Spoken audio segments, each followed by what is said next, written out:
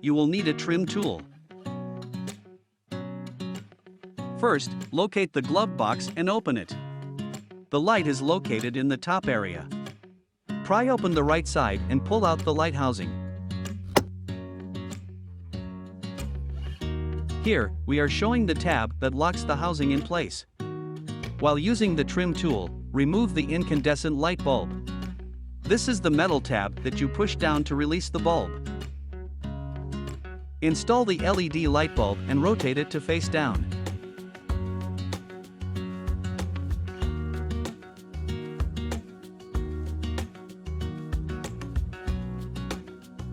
Insert the light housing back into the socket until it is locked in.